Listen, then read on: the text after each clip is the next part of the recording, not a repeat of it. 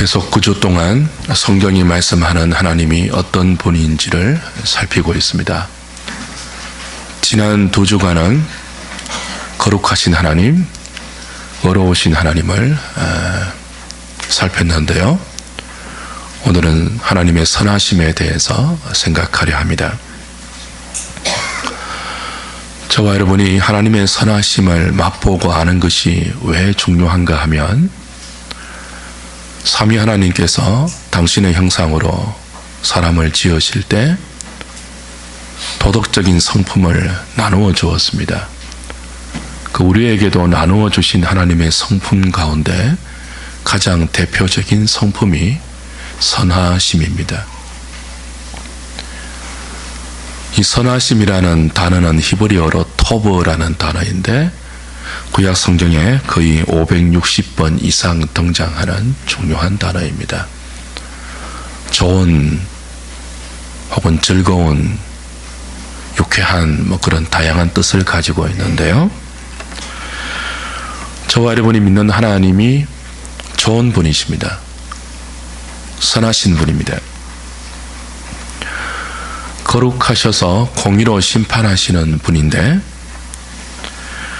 또 은혜 베풀 자에게 은혜를 베푸시고 긍휼히 여길 자에게 긍휼을 베푸시는 그런 분인데, 이런 하나님이 선한 분이 아니라면, 만약 하나님이 악한 분이고 나쁜 하나님이라면 독재자밖에 더 되겠습니까? 생각만 해도 끔찍하죠. 선하지 않는 하나님을 우리가 어떻게 믿고 의지하고 사랑하고 따라갈 수 있겠습니까? 하나님은 선하십니다. 좋은 분이십니다. 하나님의 선하심은 불완전하고 유한하고 변덕스럽고 오래가지 않는 우리의 선과 달리 완전하고 무한하고 불변하며 영원한 선입니다. 절대적인 선이며 최고의 선이죠. 이런 하나님의 완전한 선이 세상 가운데 저와 여러분에게 여러 모양으로 나타나는데요. 자기 백성에게 특별한 호의로 이 하나님의 선하심이 나타날 때 성경은 헤세드, 인자 그렇게 표현합니다. 또 이 하나님의 선하심이 비참한 가운데 있는 사람들에게 나타나실 때는 자비 혹은 긍휼, 그런 단어로 표현이 되어요. 이 하나님의 선하심이 심판받아 마땅한 자에게 오래 참으심으로 회개의 기회를 주실 때는 인내로 표현됩니다. 무엇보다도 하나님의 이 선함은 자격 없는 죄인들에게 은혜로 나타납니다. 은혜 가운데 하나님의 선하심이 나타나죠. 특별히 우리에게 어떤 이 하나님의 선하심이 실질적인 유익으로 다가오지 않아도 선하신 하나님 그 자체를 우리에게 나타내시고 전달하실 때 성경은 그 하나님의 선하심을 사랑이라고 부릅니다. 선하신 하나님은 사랑입니다. 구약은 이 선하신 하나님의 사랑을 부부간의 언약적인 사랑으로 표현했고요. 신약에서는 이 선하신 하나님의 사랑을 독생자를 주시는 아가페 사랑으로 계시했습니다. 믿음의 사람들이 그토록 자주 고백했던 고백 중에 이런 고백이 있죠. 여호와는 은혜로우십니다. 여호와는 긍휼이 많으십니다. 여호와는 노하기를 더디하십니다. 여호와는 인자하심이 크십니다. 이런 모든 믿음의 그 선배들이 했던 고백은 모두 하나님의 선하심에 대한 고백입니다. 자비롭고 은혜로우시고 노하기를 더디하시고 인자가 많으시고 긍휼이 풍성하신 하나님, 바로 선하신 하나님에 대한 고백이죠. 이 선하신 하나님을 저와 여러분들이 믿지 못하면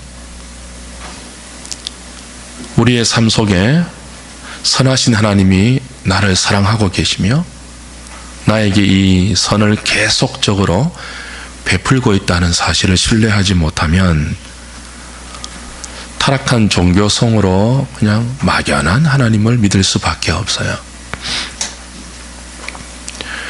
여러분이 그저 막연한 하나님을 믿게 되면 여러분이 꿈꾸고 여러분이 바라고 여러분이 기대하고 소원하는 것이 여러분의 현실에서 이루어지지 않으면 낭망하고 실망하고 나아가서는 자기 연민에 빠지게 됩니다. 그리고 자기의 소원을 하나님께서 이루어 주도록 하나님을 자꾸 감동시키려고 하는 강박관념에 빠지게 돼요. 종교적 의무감에 사로잡히게 되죠. 내 열심으로 하나님을 좀 감동시켜서 그분이 내 소원을 좀 들어주시게 해야 되겠다. 신앙생활이 그렇게 되면요, 기쁨이 없습니다. 열심히 하나님을 믿는다고 하는데 자주 공허함이 찾아와요. 내 안에 솟아나는 생수의 강이 경험되지 않고 자주 메마르게 되고 허무해집니다. 믿는데도 그래요. 왜 그러냐 하면 하나님의 선하심을 맛보지 못해서 그래요. 선하신 하나님을 만나지 못해서 그래요. 혹시 우리 가운데 그런 분 안 계십니까? 예수님을 믿는데 기쁨이 없는 분, 한 번도 우리 속에서 생수의 강이 흘러 넘치는 것을 경험하지 못하신 분들, 자주 메말라지고 자주 공허해지고 예수 믿는 의미를 찾지 못하시는 분들, 하나님을 만나시되 선하신 하나님을 만나셔야 돼요. 사랑하는 여러분, 하나님은 우리가 종교적인 의무 수행으로 그분을 기쁘시게 하고 그분을 감동시켜야만 우리를 선대하는 그런 분이 아닙니다. 하나님은 인생을 하나님을 영화롭게 하고 영원토록 그를 즐거워하는 존재로 지었습니다. 우리가 믿는 삼위 하나님은 최고의 기쁨입니다. 최상의 선입니다. 그러므로 그분을 최고의 기쁨이고 최상의 선이신 그분을 믿고 그분을 따르고 그분을 사랑하는 것만큼 큰 즐거움이 없어요. 하나님을 믿는 것만큼 큰 영광이 없습니다.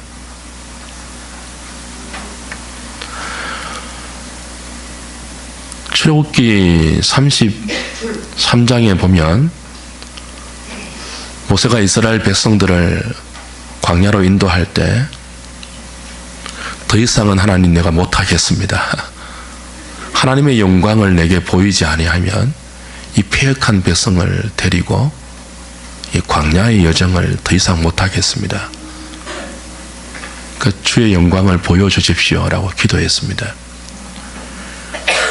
그때 하나님이 모세에게 응답하시죠. 그래 알겠다. 내가 내 영광을 보여줄게. 그 말씀하시고는 이렇게 답하세요.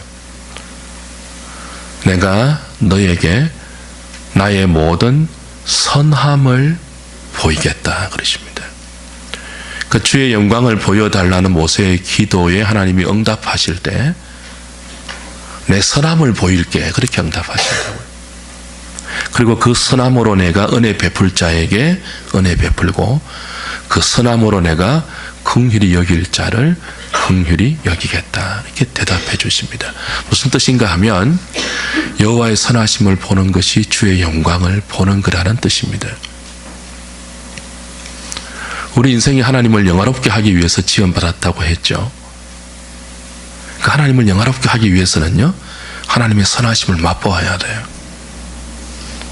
그 선하신 하나님을 즐거워할 수 있어야 돼요. 선하신 하나님께서 세상을 창조하셨습니다. 그리고 보시기에 어떻다고 했죠? 좋았다고 했습니다. 그 하나님께서 세상을 창조하시고 보시기에 좋았다고 할 때 그 좋았다는 단어가 토브, 선이라는 단어입니다. 당연하죠. 선하신 하나님께서 당신의 지혜와 당신의 능력으로 만드신 세상이 어찌 선하지 않겠습니까? 어찌 좋지 않겠습니까? 선하신 하나님은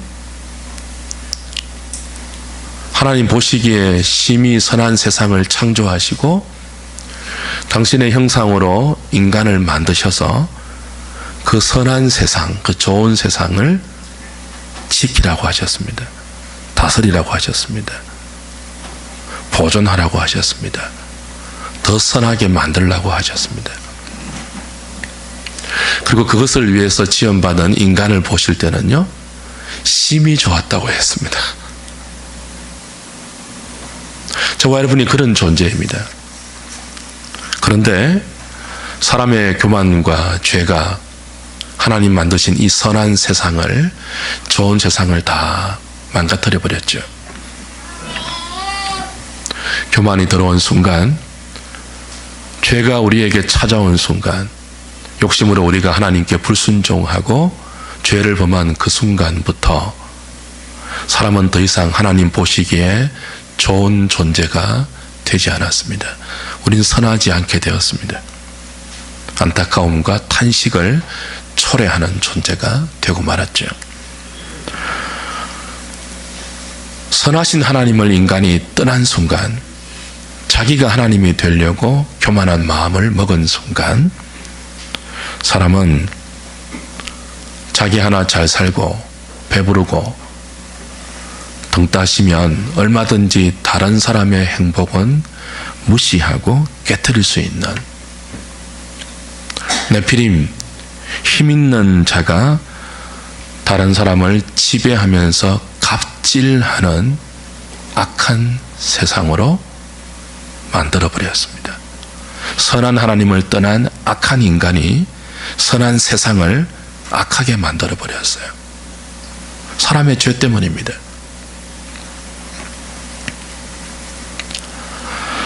그런데 여러분, 이것이 끝이 아닙니다. 선하신 하나님께서 인간의 타락과 그로 인한 하나님의 선한 창조 세계가 깨트려짐을 허용하신 것은 사람의 죄가 망가뜨려 버린 하나님의 선한 창조 세계를 회복시킬, 그것도 첫 창조보다 더 아름답게 복구시킬 자신이 있었기 때문입니다. 그래서 선한 하나님이죠. 그래서 전능하신 분이죠. 하나님은 창세전에 그리스도 안에서 그의 기쁘신 뜻대로 택하신 자기 백성들을 불러 죄가 깨트려버린 하나님의 선한 피조 세계를 회복시킵니다. 그리스도 안에서 하나님은 자기 백성을 통해서 온 우주가 통일되게 하십니다. 선하게, 질서 있게, 좋게 완성되게 하십니다. 그것을 위해 하나님은 당신의 백성들에게, 자기 백성에게 하나님의 선하심을 베푸시기를 중단하지 않습니다. 지금도 저와 여러분들에게, 그리스도 안에서 택한 자기 백성에게 하나님은 당신의 토브, 선하심을 베풀고 있습니다. 예레미야 32장을 한번 가보시죠.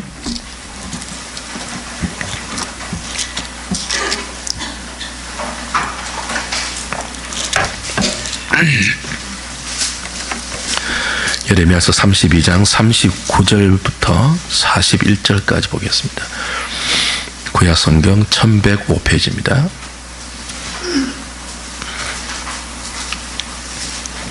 예레미야 32장 39절부터 41절. 내가 그들에게 한 마음과 한 귀를 주어 자기들과 자기 후손의 복을 위하여 항상 나를 경외하게 하고, 내가 그들에게 복을 주기 위하여 그들을 떠나지 아니하리라 하는 영원한 언약을 그들에게 세우고, 나를 경외함을 그들의 마음에 두어 나를 떠나지 않게 하고, 내가 기쁨으로 그들에게 복을 주되 분명히 나의 마음과 정성을 다하여 그들을 이 땅에 심으리라. 자, 하나님의 약속인데요. 여기 복을 주겠다고 한 그 구절을 좀 이렇게 주목하면 좋겠어요. 39절에도 자기들과 자기 후손의 복을 위하여라고 되어 있죠. 이 복이 토브라는 단어입니다. 토브라는 단어가 어떤 뜻이라고요? 선함, 그런 뜻이에요.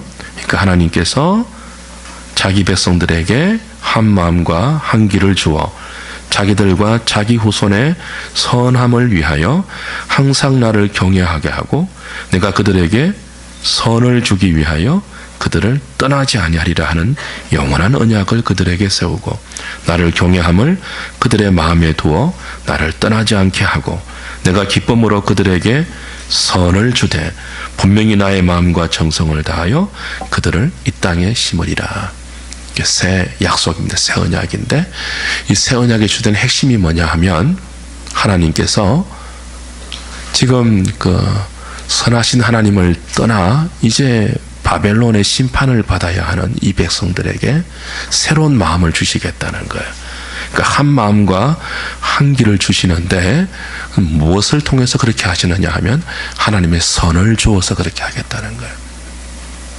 그래서 이들이 하나님을 경배하고 하나님을 사랑하고 하나님께 항복하여 하나님을 떠나지 않겠다고 하나님께 감동하는 그 순간까지 하나님은 당신의 선을 이들에게 주시기를 거치지 않겠대요. 지금 이들이 어떤 상태에 있다고요? 선하신 하나님을 싫어합니다. 첫 아담의 범죄처럼 하나님의 은혜를 계속 받고 있음에도 불구하고 그 하나님이 선하신 분임을 몰라요. 그래서 선하신 하나님을 떠나서 자기 욕망으로 질주하고 있어요. 그 욕망에 브레이크가 걸리지 않아서 바벨론에 망하지 않으면 더 이상 소망이 없는 사람들이에요. 근데 이런 자기 백성을 향하여 하나님이 한 길과 새로운 마음을 주는데 그 방식이 뭐죠?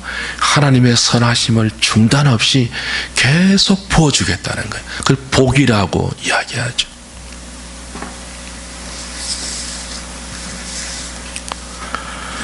사랑하는 여러분, 우리는 하나님에 대해서 열망이 없죠.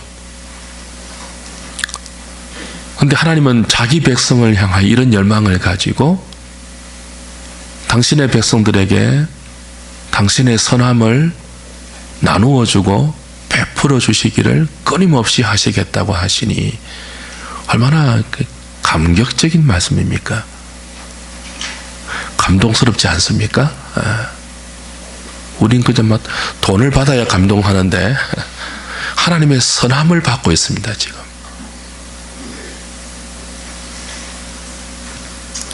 소망 없는 우리 죄인들에게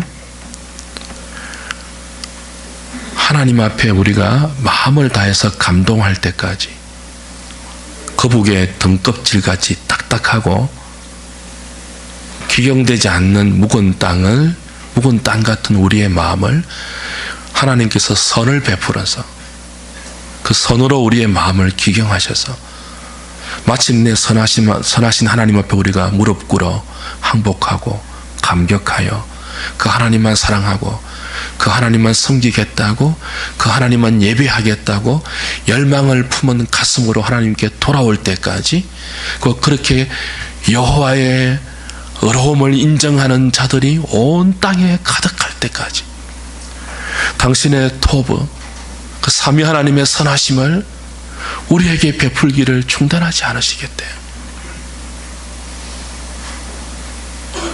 그 결과로 오늘 저와 여러분들이 여기 앉아 있는 거예요.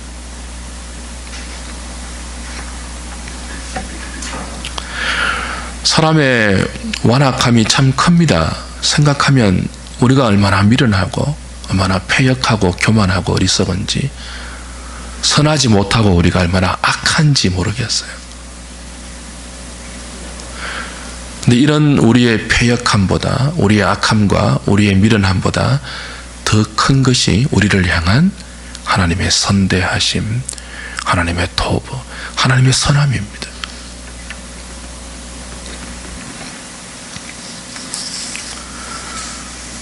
41절, 예레미야 32장 41절 다시 보십시오. 내가 기쁨으로 그들에게 복을 주되, 이 복이 뭐라고 했죠? 선입니다. 내가 기쁨으로 그들에게 선을 주되 분명히 나의 마음과 정성을 다하여 그들을 이 땅에 심으리라.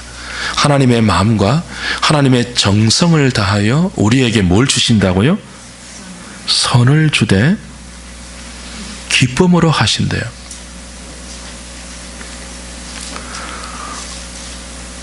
하나님께 관심이 없는 우리에게 하나님은 마음을 다 쏟으십니다.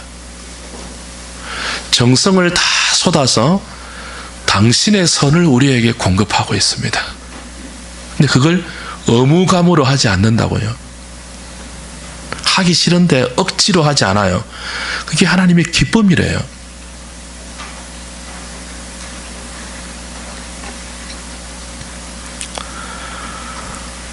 온종일 성부, 성자, 성령 하나님께서 여러분에게 베푸실 선을 계획하시고 생각하시고 그리고 지혜와 능력으로 그 선을 실행하고 있다는 생각을 한번 해보세요. 주무시지도 않고 졸지도 않으면서. 여러분은 하나님께 관심이 없는데 사실이잖아요. 관심이 없는 저와 여러분들을 향하여 하나님은 온종일 당신의 선을 어떻게 베풀 것인지 궁구하고 지혜로 짜내어서 그 선을 밀쳐내고 욕망으로 우리를 보호하고 있는 우리에게 당신의 능력으로 당신의 지혜로 하나님의 선함을 지금도 베풀고 계시대요. 한순간도 그 하나님의 선함이 우리에게 중단된 적이 없어요. 어제도 그랬고요. 지금도 그렇고요. 내일도 그럴 것이고 영원토록 그럴 것입니다. 소름 끼치지 않습니까? 감격적이지 않아요? 한순간도 하나님의 선함이 여러분에게 떠난 적이 없대요. 우리가 느끼기에 불평스럽고 수납하기 싫고 이게 뭡니까? 그렇게 느껴지는 우리의 모든 지나온 삶의 흔적들이 하나님의 선하심의 연속이었습니다.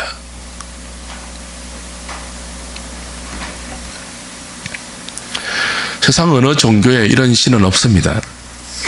이사야 선지자를 통해서 하나님은 이렇게 말씀하셨죠. 너희가 나를 누구에게 비기겠느냐? 너희가 나를 누구와 짝하겠느냐? 너희가 나를 누구와 비교하며 같아 하겠느냐? 세상에 하나님 같은 신이 없습니다. 그러니까 유일신이죠.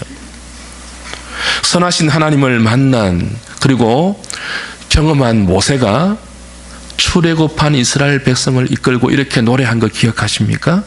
여호와여, 신 중에 주와 같은 자 누구입니까? 선하신 하나님을 경험한 다윗이 이렇게 노래했습니다. 주여, 신들 중에 주와 같은 자 없습니다. 사랑하는 여러분, 기독교는 우리가 하나님을 감동시키는 종교가 아닙니다. 하나님이 우리를 감동시키는 종교입니다. 놀랍죠? 이 일을 이루셨고 지금도 우리 가운데 행하고 계십니다. 여러분, 이런 하나님을 아십니까? 여러분을 감동시키기 위해서 하나님의 선하심으로 지금도 여러분을 찾아오고 계시는 그 하나님을 아시냐고요? 여러분이 하나님을 감동시켜서 여러분의 소원을 이루어 주도록 강박관념에 사로잡힐 것이 아니고 여러분을 감동시키기 위해서 모든 지혜로 찾아오시는 그 선하신 하나님에 대하여 마음을 좀 여십시오.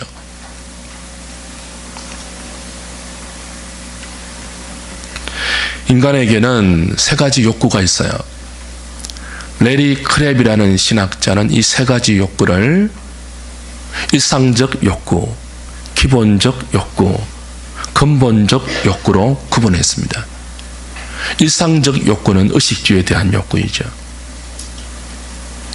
좋은 집에 살고 좋은 음식 먹고 좋은 옷을 입고 좋은 차를 타고 다니는 욕구가 누구에게나 있습니다. 그리고 그런 일상적인 욕구에 만족하는 인생은 사실 가장 저급한 인생이죠. 그 일상적 욕구 다음에 있는 욕구가 기본적 욕구입니다. 관계에 대한 욕구예요. 사람은 하나님의 형상으로 지음받았기 때문에 삼위 하나님이 서로 사랑으로 교통하셨던 관계적 존재 아닙니까? 그래서 인간도 홀로 고독하게 사는 존재가 아니고 더불어 사는 관계적 존재이거든요. 그래서 관계에 대한 욕구가 다 있어요. 우리의 일상적 욕구인 먹고 마시고 입고 살아가는 욕구가 어느 정도 채워지고 그 먹는 문제 해결되고 입는 문제 해결되어도요, 부부 사이가 좋지 못하면, 자식이 속썩이면, 직장의 동료와 불화하고 같은 믿음 생활하는 교회의 지체와 불편한 관계가 되면요, 사람은 행복할 수가 없어요. 그래서 우리에게는 관계적인 욕구가 다 있습니다. 근데 예수 믿는 사람들이 착각하는 것 하나 있어요. 신앙생활을 오래 하고 예수를 잘 믿어서 일상적인 욕구가 채워지고 이 기본적인 관계적인 욕구가 어느 정도 편안할 때 어떻게 착각할 수 있죠? 하나님께서 주시는 복의 전부라고 생각하는 거예요. 예수 믿는 자에게는 어떤 욕구가 채워져야 합니까? 일상적 욕구, 기본적 욕구 외에 사람의 근원적인 욕구인 하나님에 관한 갈망이 채워져야 돼요. 제가 모두에 말씀드렸죠.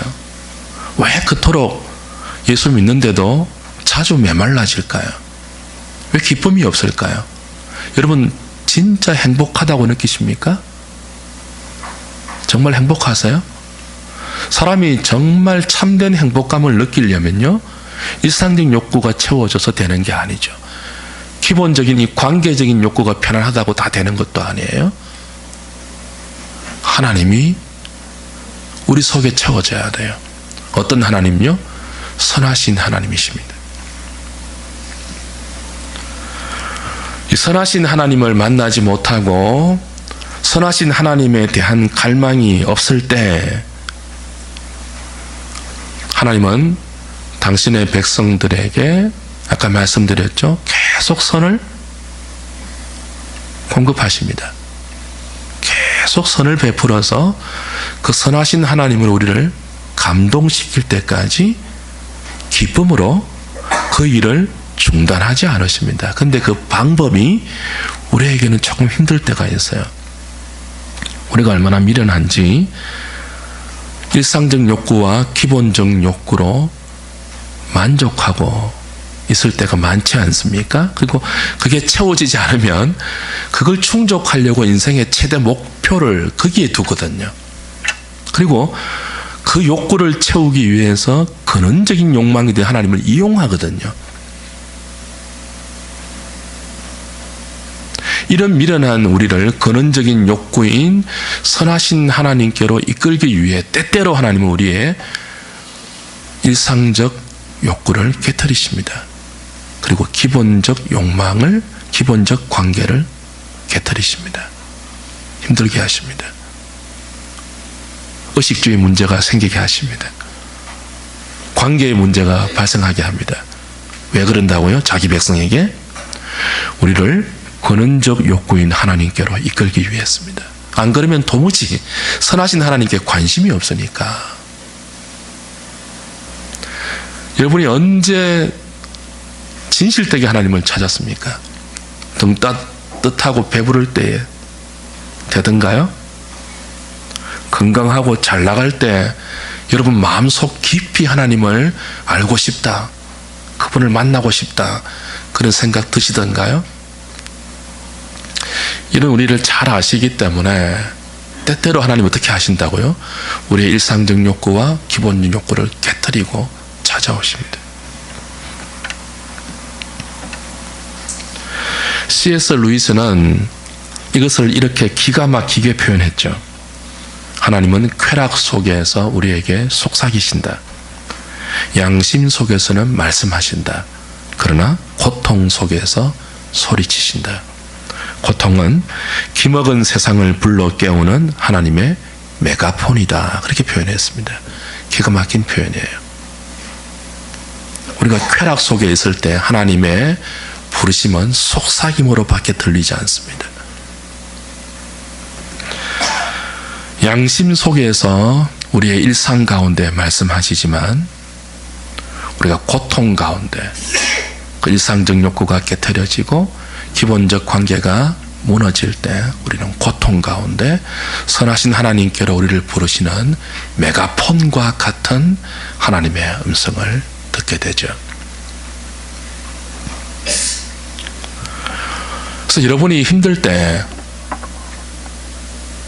먹고 살기 힘든 문제가 생길 때, 인간관계가 불편해질 때 여러분을 부르시는 메가폰과도 같은 하나님의 음성으로 인식하셔야 돼요.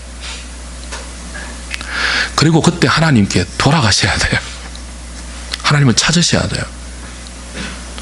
계속 여러분을 향하여서 선을 베풀고 있는 그 하나님의 선하심을 받아들일 마음의 문을 여셔야 돼요.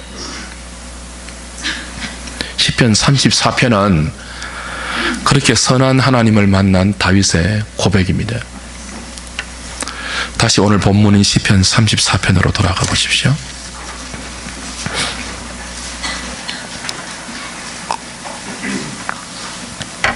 이 시편 34편에 몇 번 우리가 보았는데요. 표제가 무엇인지 보십시오.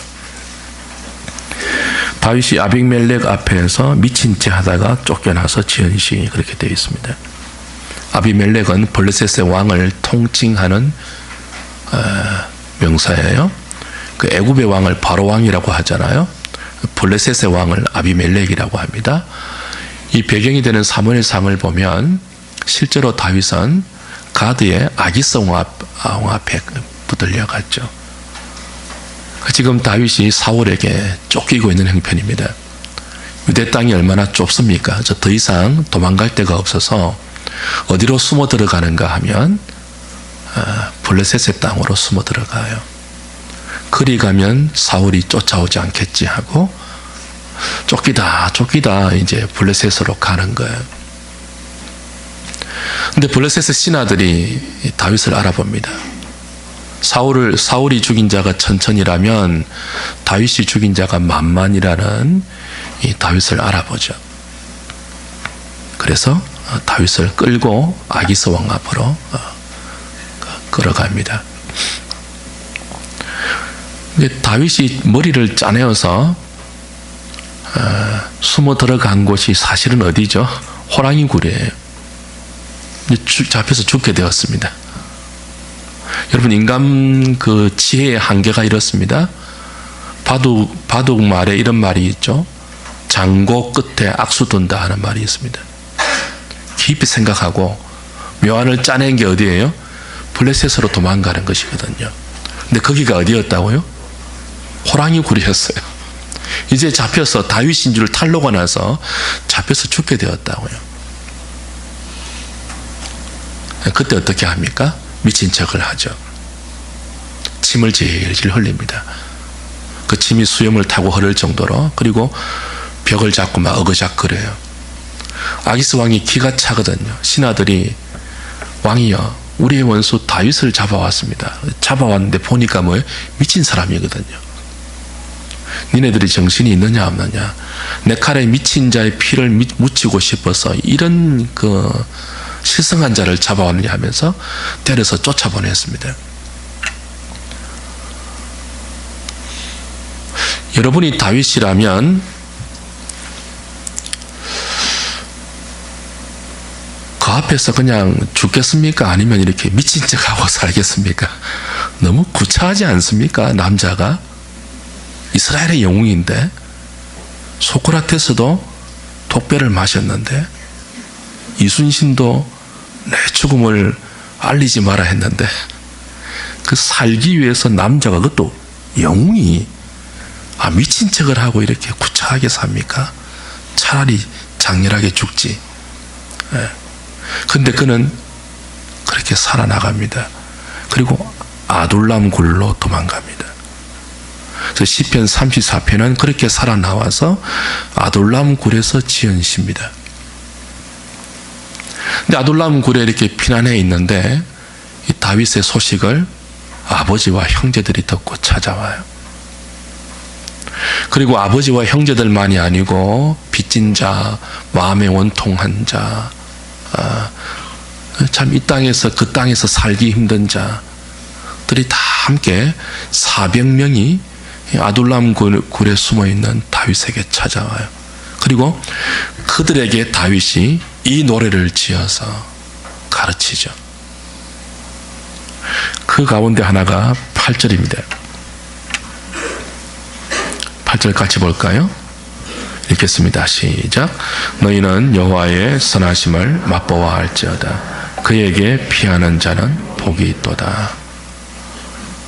아둘람 공동체에게 다윗이 하는 일종의 고백이고 또 설교이기도 합니다. 너희는 여호와의 선하심을 맛보아 알지어다. 사랑하는 여러분, 자존심이 무너질 대로 무너지고 구차하게 살아남은 이 다윗이 이런 말 할 수 있습니까? 너희는 여호와의 선하심을 맛보아 알지어다. 그가 언제 여호와의 선하심을 맛보았습니까? 자기 지혜가 다 무너지는 그 순간, 산다고 혹은 살려고 머리를 다 짜내어서 도망간 그곳이 호랑이 굴인 줄 알았을 때 미친 척하면서 살아나와 아둘람 굴로 왔습니다. 근데 돌아보니, 생각해보니 7절 보십시오.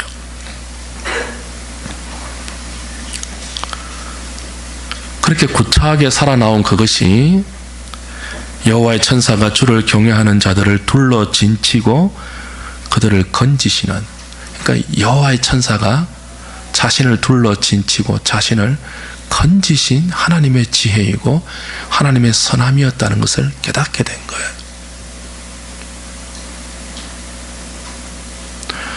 일상적 욕구가 무너진 순간이죠.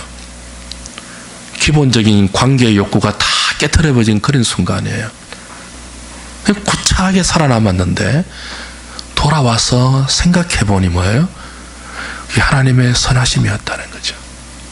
내 머리로, 내 경험으로, 내 생각으로 도무지 해결하지 못하는, 살아남을 수 없는 그 순간 내가 알지 못하는 여호와의 천사가 나를 둘러 진치고 있었구나. 내가 미친 척하고 살아난 게 아니구나. 아기스 왕의 눈을 천사들이 멀게 해서 신하들이 다 알아본 나를 그 왕이 알아보지 못했구나. 하나님의 선하심이었구나. 나를 선하신 하나님께로 이끄는 하나님의 기가 막힌 지혜였구나. 깨닫게 되는 거죠. 이거 노래하고 있는 거죠. 자신처럼 더 이상 갈 곳이 없는, 여러분, 다윗에게 온다는 것은 사울의 원수가 되는 것이거든요. 쉬운 일이 아닙니다. 그래서 모두 힘없는 자만 왔습니다. 더 이상 유대 땅에 살 소망이 없는 자들이 아둘람 굴에 다 모여들었습니다. 빚진 자들, 그 빚을 자기가 갚지 못하는 자들, 마음에 상함이 있는 자들이 다 모여들었다고요. 이런 자들 속에는 사실 자기 연민이 있거든요. 근데 그들을 향하여 다윗이 자신도 자기 연민을 함께 나누지 않습니다. 나는 죄가 없는데 사울이 나를 이렇게 자꾸 까닭없이 죽이려 한다, 원통하다, 그렇게 하지 않았다고요. 어떻게 한다고요? 너희는, 마음의 원통함을 품고 있는 너희는 여호와의 선하심을 맛보아야 된다. 그분께 피하여야 된다. 그렇게 지금 설교하고 있습니다. 노래하고 있습니다.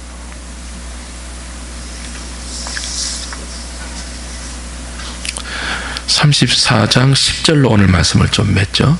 34장 10절 보십시오.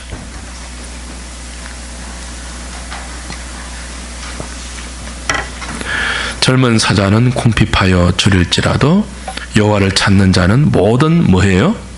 좋은 것에 부족함이 없으리로다.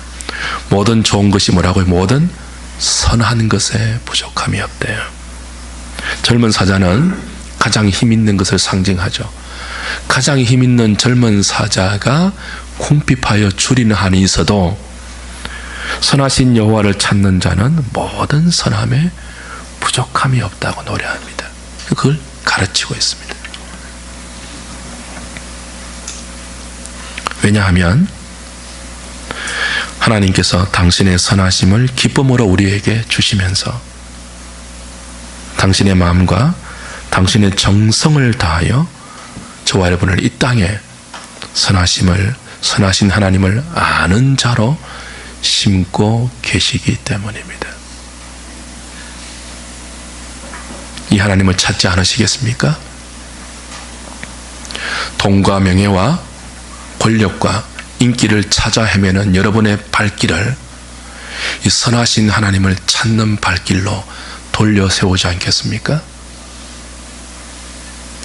이 하나님을 맛보시고 싶지 않으십니까?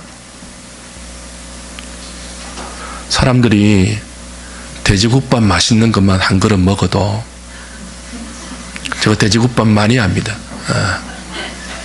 부산에 맛있는 돼지국밥 다 깨고 있습니다. 돼지국밥 한 그릇만 맛있게 먹어도요, 그 집 알리려고 합니다. 너희는 돼지국밥 맛을 아느냐? 근데 우리의 전부를 걸고 믿는 하나님, 어떻게 모르고 믿을 수가 있겠습니까? 그렇지 않습니까? 어떻게 대충 믿을 수 있습니까? 어떻게 막연하게 믿을 수 있습니까? 여러분, 막연한 하나님께 여러분의 미래를 다 맡기겠습니까? 선하신 하나님을 맛보시기 위하여 기도하십시오. 말씀을 상고하십시오. 장차 내가 잘 되면, 내가 성공하면, 내가 부자 되면 하나님을 자랑하겠다고 마음먹지 마시고요. 지금 기가 막힌 아둘람 굴에 있다 할지라도 여러분에게 선을 베풀고 있는 그 선하신 하나님을 자랑하십시오. 그 하나님을 만나야 돼요.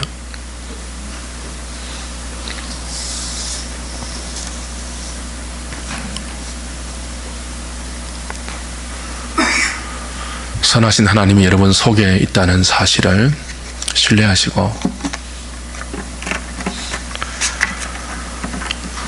여러분의 모든 신앙생활의 걸음걸음을 그 하나님을 찾는 데 조금 더 열심을 내면 좋겠습니다. 학교 다니는 학생이 수학 문제 한 문제 푸는데도요, 열심을 냅니다. 답을 모를 때. 무한하시고 영원하신 하나님의 선하심을 우리가 찾는데 수학 문제 푸는 것처럼 열심을 내지 않는다면, 물론 하나님께서 우리에게 선을 계속 베풀고 있지만 그 선을 받는 사람으로서 마땅한 반응을 보이지 않는다면 그건 참 미련하고 교만한 거죠.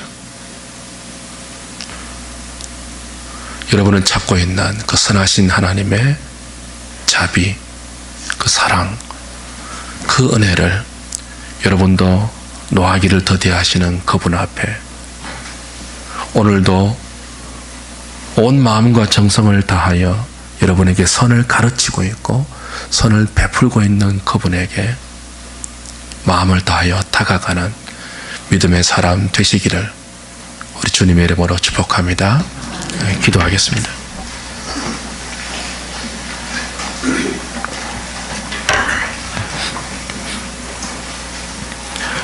하나님 감사합니다. 미련하고 완악하고 연약한 우리에게 선을 베푸시기를 중단하지 않겠다고 하시는 하나님의 약속을 기억합니다. 의무감으로 우리에게 선을 베푸시는 것이 아니고 기쁨으로 하시겠다고 하니 너무 황송합니다. 항복할 수밖에 없고 감격할 수밖에 없는 하나님을 그렇게 외면하고 있는 저희들을 용서하시고 그 하나님 앞으로 우리의 마음을 돌이키고 우리의 남은 생의 발걸음을 돌이키는 은혜를 허락하여 주시옵소서. 그리하여 이 세상의 모든 인생들에게 그저 일상적인 욕구와 기본적인 욕구를 인생 최고의 목표로 삼고 달려가는 그 모든 불쌍한 인생들에게 너희는 여호와의 선하심을 맛보아 알지어다 노래할 수 있고 선포할 수 있고 고백할 수 있는 우리 한우리 식구들 다 되게 하여 주시옵소서. 예수님의 이름으로 기도하옵나이다. 아멘.